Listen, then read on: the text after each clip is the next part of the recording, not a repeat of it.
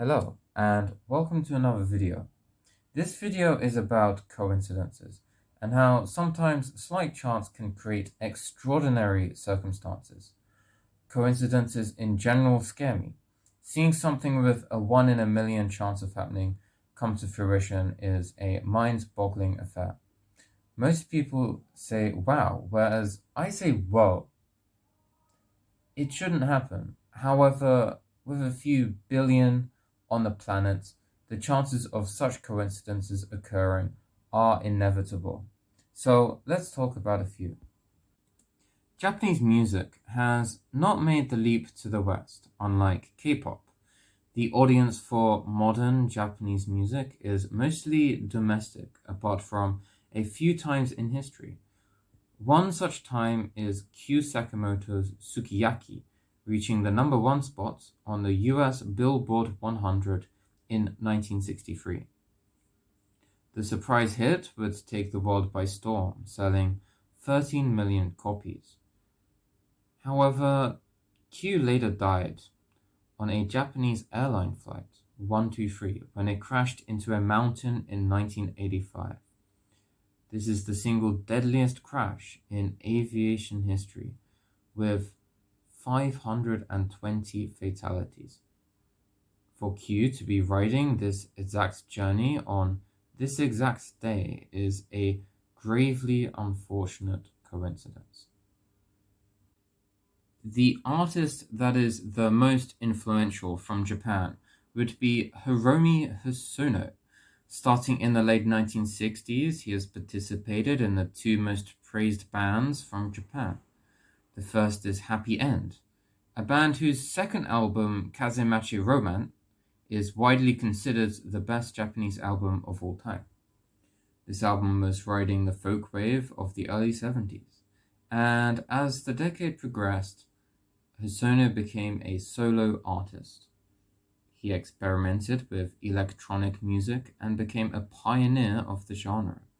He later created the group Yellow Magic Orchestra with Ryuichi Sakamoto and Yukihiro Takahashi. This would be praised all over the world and would become very influential to fans of techno music. So, this Hosono guy. Well, what if I told you that his grandfather was the only Japanese survivor on the Titanic?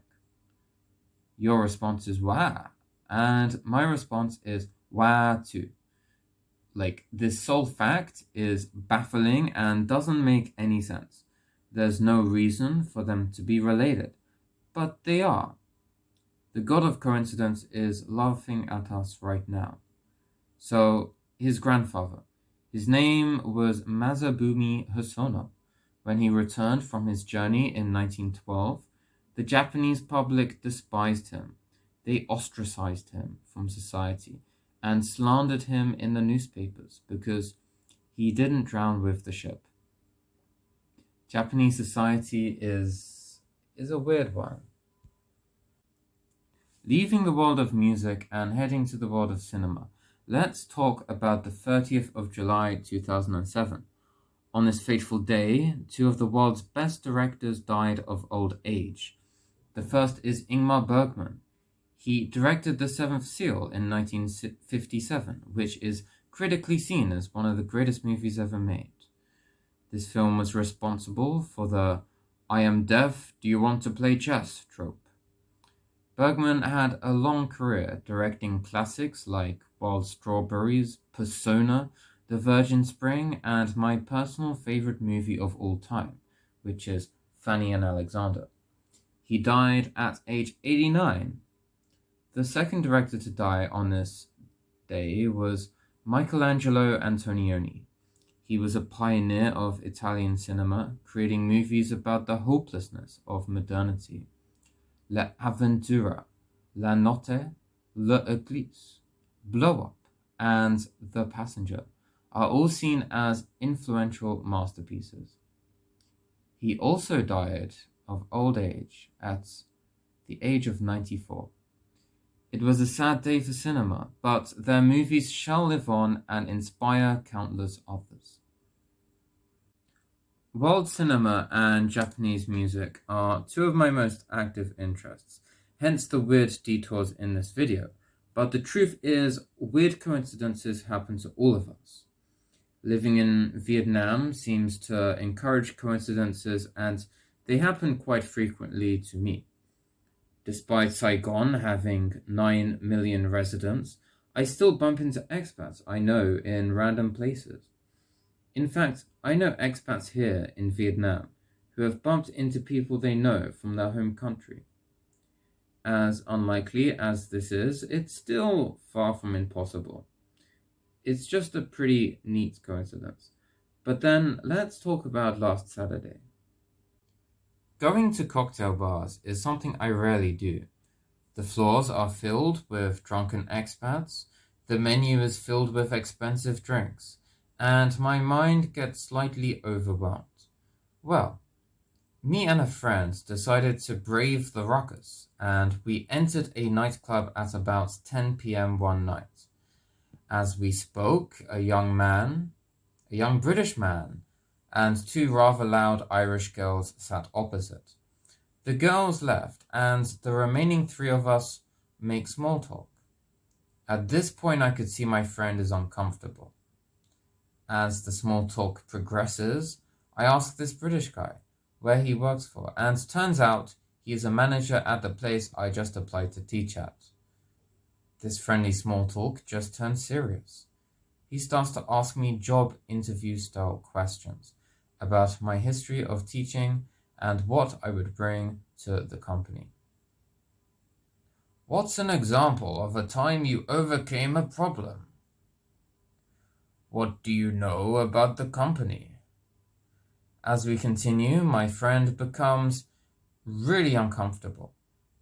I thought he would enjoy my uncomfortable situation, but instead I can tell he hates this British guy. Later on, the British man leaves and my friend explains that he knew him from a year ago. A year ago, this British guy cheated on his boyfriend. That is, he cheated on my friend's then boyfriend. So not only did I meet my potentially future boss, but I also know he is a POS as well. Quite the remarkable coincidence. There's actually a lot more to that story, but I shall not say any more. But it's pretty crazy. My final and freakiest coincidence revolves around my grandparents. Being of the baby boomer generation, they lived through most of the 20th century and retired before the age of 60. Their house has a small garden by the river, and they enjoy planting and watering the many flowers within it. One day, my grandfather looks out on the river, and a black piece of iron floats down. This is quite strange, and out of curiosity, my grandfather grabs his net and fishes it out. To his utmost surprise, it was a number plate. Not just any number plate, but the number plate to a car he used to own. He calls down my grandmother, and they both stand there, stunned with disbelief. There was no reason for this to be in the river. To this day, the number plate lays tied to the wall beside the river it mysteriously floated down. So, to conclude, coincidences are weird. They are mostly pointless and have anywhere from a 0.01% to uncalculatable chances of happening. In a way, it's the closest we can get to fiction. There's a definite feeling of a puppet master pulling the strings up in the clouds above us. Either way, coincidences will always freak me out. So, if you have any coincidences, please leave them in the comments below. I will hopefully see you again. So,